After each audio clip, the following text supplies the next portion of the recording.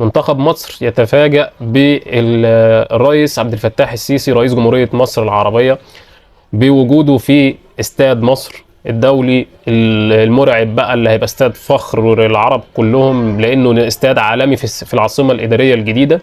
التدريبات المنتخب المصري بيعمل المعسكر بتاعه هناك وبيتدرب نظرا للاحداث واللي حصلت كده في المنتخب، وحازم امام وقصه المشكله بينه وبين امام عاشور وكهربا والكلام اللي حاصل ده اللي هو في الاخر فنكوش. حب كده يفاجئهم الرئيس، وراح لهم يعني المنتخب والمعسكر كده في زياره مفاجاه وغريبه من نوعها، ما بتحصلش انك فجاه وانت بتتمرن تلاقي الرئيس قدام رئيس الدوله بتاعتك قدامك. فحضر التمرين وهو بيتفقد المدينه الاولمبيه في العاصمه الاداريه الجديده.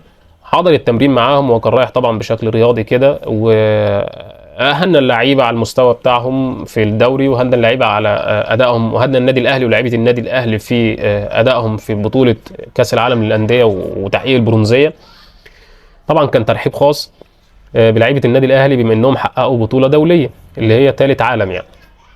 لكن التفاصيل ان هو طلب منهم بذل كل الجهد في افريقيا القادمه وتحقيق البطوله، لان البطوله غابت عننا الفتره اللي فاتت كذا سنه، وتقديم مستوى جيد يليق بمنتخب مصر ويليق بينا كعرب. ان انت منتخب مصر ده كان مصنف وكان ابطال العرب، مش عايز اقول لك بقى 6 و7 2006 و2007 و2008